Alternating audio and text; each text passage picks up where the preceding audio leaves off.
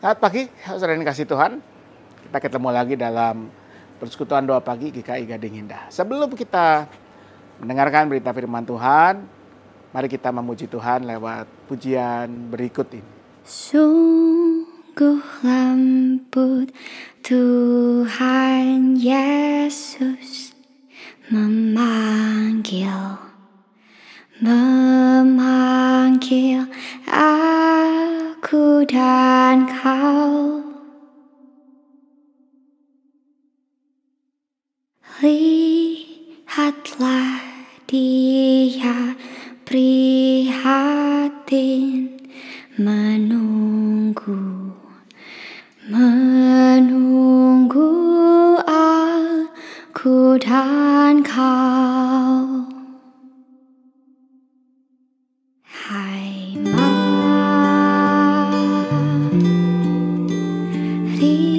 datanglah,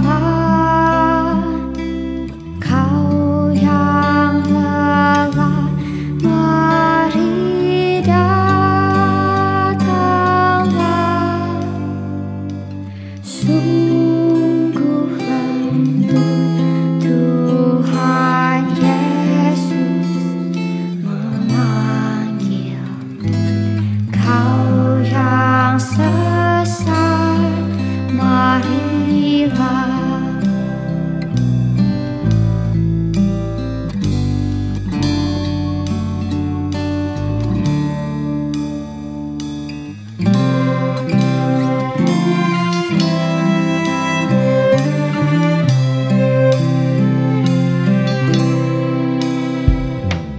Janganlah ragu, Tuhanmu mengajak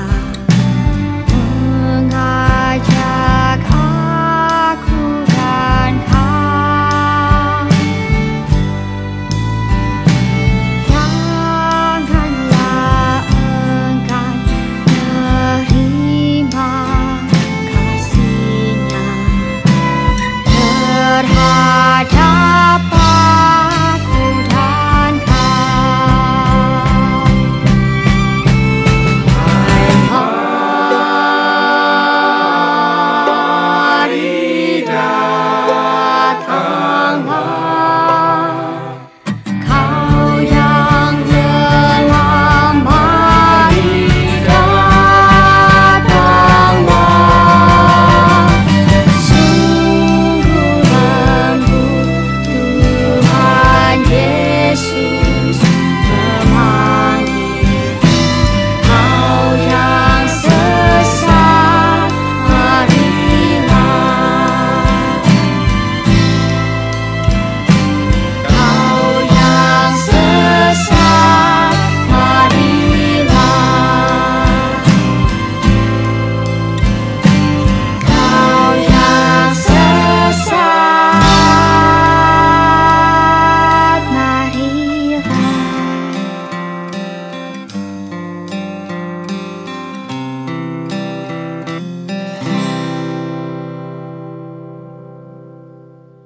Hari ini kita akan merenungkan apa yang disaksikan dalam Injil Matius pasal yang ke-7 ayat 1 sampai 5. Begini bunyinya. Janganlah menghakimi supaya kamu tidak dihakimi. Karena dengan penghakiman yang kamu pakai untuk menghakimi, kamu akan dihakimi, dan ukuran yang kamu pakai untuk mengukur akan diukurkan kepadamu. Mengapa engkau melihat serpihan kayu di mata saudaramu, sedangkan balok di dalam matamu tidak engkau ketahui? Bagaimanakah engkau dapat berkata kepada saudaramu, biarlah aku mengeluarkan serpihan kayu itu dari matamu, padahal ada balok di dalam matamu. Hai orang munafik, keluarkanlah dahulu balok dari matamu, setelah itu engkau akan melihat dengan jelas untuk mengeluarkan serpihan kayu dari mata saudaramu. Saudara dikasih Tuhan, dunia kita saat ini dicirikan atau sering disebut orang sebagai dunia yang overly sensitive, terlalu sensitif, atau istilah lain masyarakat sudah menjadi masyarakat yang sangat brittle. Ya, brittle itu gampang retak, gampang pecah. Yaitu ketika masyarakat kita, banyak orang menjadi orang-orang yang dengan gampang tersinggung, terlalu peka. Ya, ketika melihat satu postingan di media sosial yang dia anggap, wah ini menghina saya atau kelompok saya, suku saya, agama saya, langsung marah, mengadakan satu misalnya menggalang massa, demo, atau dari misalnya hukum menyarankan somasi ya, tuntutan pencemaran nama baik, whatever lah apapun namanya. Kita jadi gampang marah, terlalu mudah tersinggung, terlalu peka. Ya, tentu dalam beberapa hal itu hal yang wajar. Ada hal-hal yang memang buat kita adalah hal yang sangat peka, sangat lekat dengan diri kita. Misalnya soal kepercayaan. Tapi juga saudara, tanpa disadari, mereka-mereka yang terlampau peka, yang gampang tersinggung, gampang marah itu juga sebetulnya sering melakukan hal yang sama. Sering juga menghina orang lain, etnis lain, beragama lain, umat beragama lain. Melecehkan mereka yang berbeda pendapat, berbeda pendirian politik misalnya, berbeda pilihan, capres, cawapres, apapun itu. Jadi yang terjadi adalah kitanya terlalu peka, gampang merasa terluka, dan marah, dan kemudian melampiaskannya dengan entah mengajukan tuntutan hukum atau melakukan hal yang lain. Tapi sebetulnya kalau kita mau jujur, kitanya juga gampang melukai orang lain dengan entengnya, dengan kemudian kamu mengatakan, loh itu kan hak saya, kebebasan bicara, apapun alasannya. Kita suka menghakimi, tapi kita sendiri tidak mau dihakimi. Kita suka ngomongin orang lain, tapi kita marah kalau kita diomongin oleh orang lain. Nah, Tuhan Yesus mengingatkan kepada kita, hati-hati, apa yang kau pakai untuk mengukur orang lain juga akan diukurkan kepadamu. Tuhan mau mengatakan, kalau dalam bahasa orang Tionghoa Indonesia ya jadi orang itu jangan bocengli. Kamu tidak suka diomongin orang, tidak suka dilukai, tidak suka dilecehkan, tapi kamu sering melakukan hal yang sama. Kamu dengan gampang melecehkan orang, menghina orang, dan kamu katakan itu adalah hakmu, kebebasan. Itu namanya bocengli, tidak fair. Tuhan katakan, kalau engkau mau melakukan itu, siap-siap. Engkau pun akan dinilai dengan cara yang sama. Karena itu di akhir Tuhan Yesus juga katakan di ayat 5, hai orang munafik, keluarkan dahulu balok dari matamu, bersihin dulu nih mata kita, cara kita menilai sebelum kita menilai orang lain. Karena jangan-jangan cara kita yang salah, pandangan kita yang keliru, sehingga kita dengan gampang menilai orang lain, padahal kita sendiri juga bermasalah. Itu ibarat kita dari jendela melihat bahwa rumah tetangga kita kotor, ya jemurannya tidak bersih. Terus kita larang anak kita, jangan main ke rumah tetangga, mereka jorok dan sebagainya. Lalu mereka pulang dan katakan, Bu, Pak, Bu, rumah tetangga kita bersih, pakaiannya, jemurannya bersih, mereka juga orang-orang yang bersih. Tapi dari luar kelihatan jendela rumah kita yang kotor. Jangan-jangan itu yang terjadi dengan diri kita. Firman Tuhan mau mengingatkan kita, saudara, periksa dulu diri kita. Apakah kita memang sudah sebersih yang kita duga, sehingga kita berani menghakimi, menilai orang lain. Tapi sebaliknya kalau kita yang dihakimi, kita dinilai, kita sakit hati. Periksalah diri kita. Kalau engkau memang tidak suka dihakimi, jangan menghakimi. Biarlah kita memang menyatakan apa yang benar, tapi bukan semata-mata karena apa yang menurut pandangan kita saja.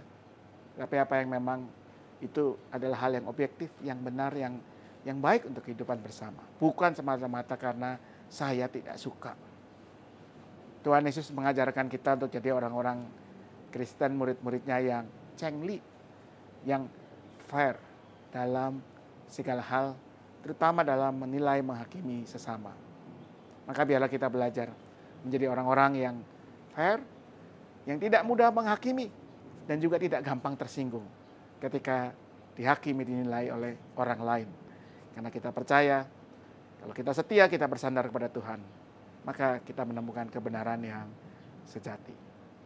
Selamat pagi, selamat beraktivitas, Tuhan memberkati selalu. Mari kita berdoa. Bapa surga kami bersyukur bahwa kami adalah orang-orang yang telah menerima anugerah-Mu. Maka biarlah kami menjalani hidup kami sebagai hidup yang penuh juga dilimpahi dan menunjukkan, menyatakan anugerah Tuhan ketika kami mau lebih melihat ke diri kami sendiri, lebih mawas diri daripada menghakimi sesama kami. Beri kami mata yang jernih, hati yang bersih dan tulus untuk melihat sesama, bukan sebagai orang-orang yang patut layak kami hakimi hanya sekedar karena mereka berbeda dari kami atau karena ada hal-hal yang tidak kami sukai dalam diri mereka. Tapi justru kami belajar dari bagaimana Tuhan Yesus sudah lebih dahulu merangkul para pendosa dan kemudian mengajak mereka berjalan dalam terang kasih-Nya. Kami mau berdoa untuk kehidupan bersama kami di bumi Indonesia dengan segala tantangan pergumulan yang terjadi. Biarlah apa yang baik dari-Mu yang boleh terus kami upayakan terjadi dalam hidup bersama. Kami boleh bergandengan tangan dengan setiap orang, bahkan yang berbeda keyakinan agama, etnis, kelompok sosial, ataupun pandangan politik, tapi yang sama-sama punya cita-cita untuk kebaikan kehidupan di bumi Indonesia ini. Kami bergandengan tangan bekerja sama mengerjakan hal-hal yang baik di Indonesia tercinta ini. Kami mau berdoa juga untuk kehidupan bersama di dalam persekutuan kami sebagai gereja Tuhan. Beri persekutuan yang erat, yang akrab. Berikan juga kesediaan untuk kami mau saling melayani di antara kami, bahkan mau melayani lingkungan dunia tempat kami ada. Kami berdoa untuk setiap pelayanan yang terjadi, khususnya untuk bulan pelayanan di bulan Agustus. Biarlah boleh menginspirasi kami untuk ambil bagian dalam berbagai bentuk pelayanan yang ada, yang tersedia. Kami juga mau berdoa untuk kehidupan keluarga-keluarga dengan segala pergumulan yang ada, ekonomi, pergumulan relasi, dan terutama kesehatan. Beri apa yang baik dari Tuhan, beri hikmat agar kami juga boleh terus mencari apa yang memang berkenan kepadamu. Kami mau menaikkan doa-doa untuk doa pergumulan pribadi kami. Kami percaya Tuhan selalu mendengarnya, maka inilah doa kami.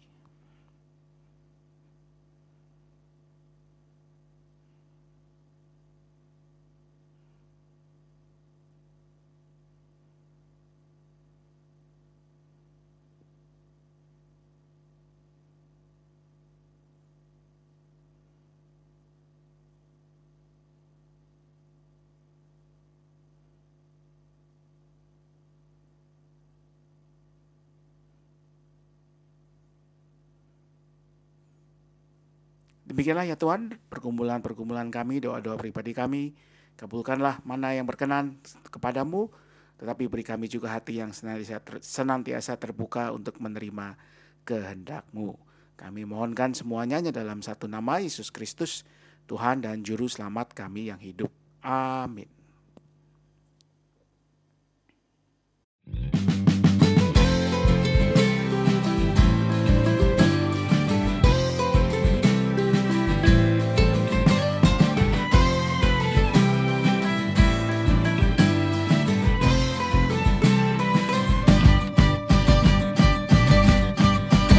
Berbahagia, yakin teguh